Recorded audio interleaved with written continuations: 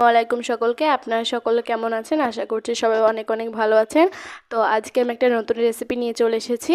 আজকে আমি বাড়িতে খুব সহজ পদ্ধতিতে ডাব মালাইকারি করে দেখাবো। তো চলুন শুরু করা যাক। প্রথমে আমরা কড়াইতে সর্ষের তেল দিয়ে দিচ্ছি। সর্ষের তেলটাকে গরম করে নেব। ভালোভাবে গরম হয়ে গেছে, এবার একে একে চিংড়িগুলো দিয়ে দিচ্ছি।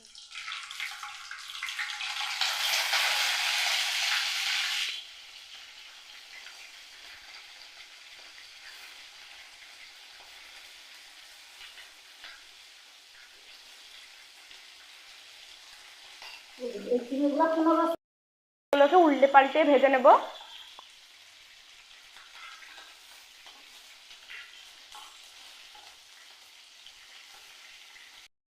চিংড়ি মাছগুলো ভাজা হয়ে গেছে, এবার এগুলোকে নামিয়ে নেব।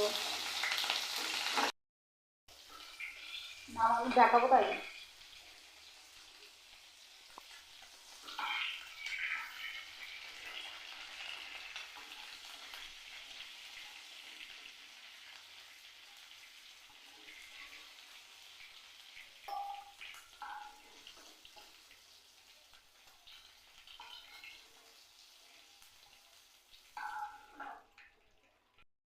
এগুলো নামিয়ে নেওয়া হয়ে গেছে।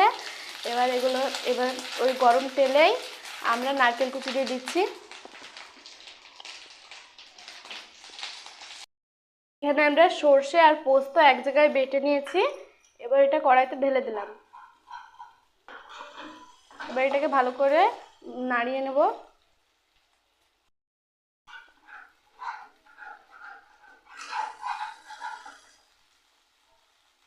এবার এতে দিচ্ছি পেঁয়াজ বাটা,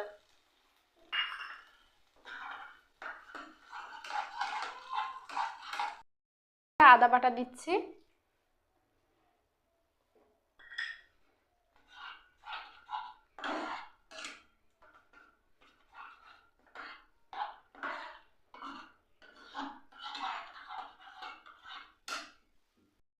আমরা চিংড়িগুলোতে ঢেলে দিচ্ছি।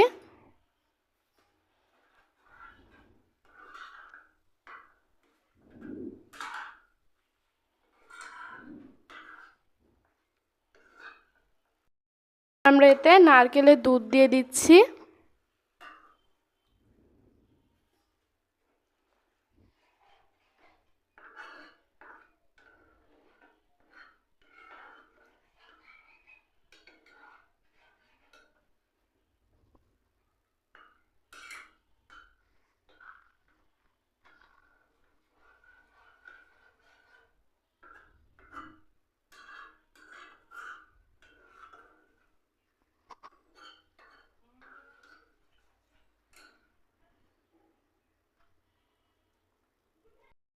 আর আমরা এগুলোকে ভালো করে ফুটিয়ে নেব। ফুটিয়ে নেওয়ার পর এটাকে ঢেলে নেব। ঢেলে নেওয়ার আগের পর্যায়ে এখানে আমরা ডাবের জল ইউজ করব।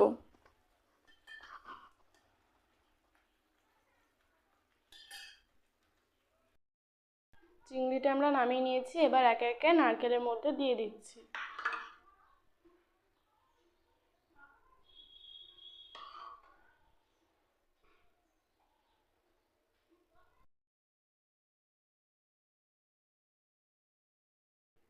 নারকেলের ভেতর থেকে যে মালাইটা বের করেছিলাম সেটা আমরা এখন দিয়ে দিচ্ছি। এবার এটা ঢাকা দিয়ে দেবো।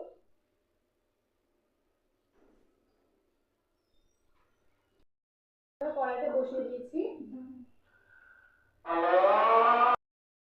দেখতেই পাচ্ছেন আমাদের